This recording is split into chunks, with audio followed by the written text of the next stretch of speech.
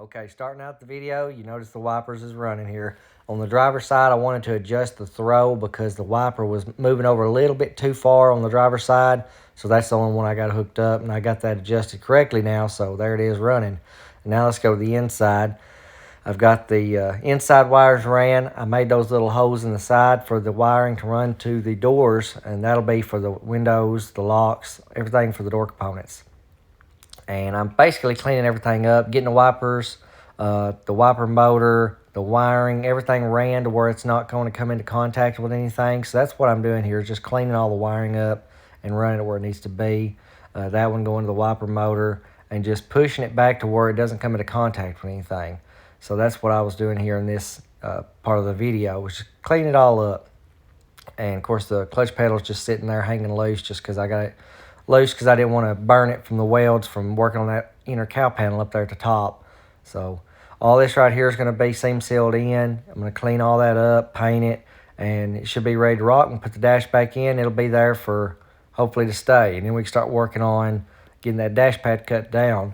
But that part's done. The other side's done. Now it's just a matter of cleaning it up, putting a little bit of primer on there, and then seam sealer. So going on to this side here, you see we've got the pretty much just some black primer sprayed on there. It's not dry yet, it's still wet in the video. But once that's dry, I'll rub some seam sealer over all the cracks in it and make sure we don't have any leaks. And then I'll rub some, probably do the brushable seam sealer and then shoot a little bit more primer over that. So now we're just going to go with some slideshow pictures, just the portholes, a little box I made for the wiring and fuse panel. This is just showing the cutout at the top of the cowl on the left side. I made that little panel there out of some 16 gauge to go in there to help hold that up and to, prevent any water, because I do want those vents to be accessible and bring in fresh air when the fresh air mode's turned on.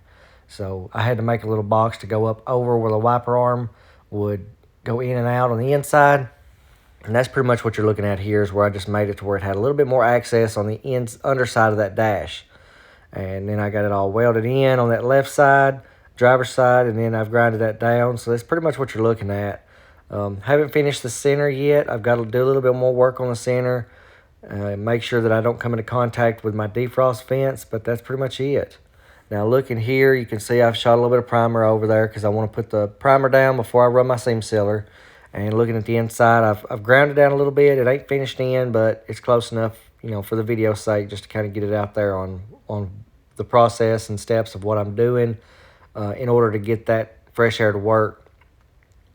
And just some more pictures showing the inside, how much more room I have, and just throwing a little bit more paint on there to get it real good and sealed up before I lay down the seam sealer.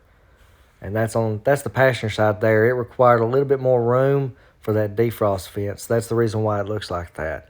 But thanks for checking out the channel.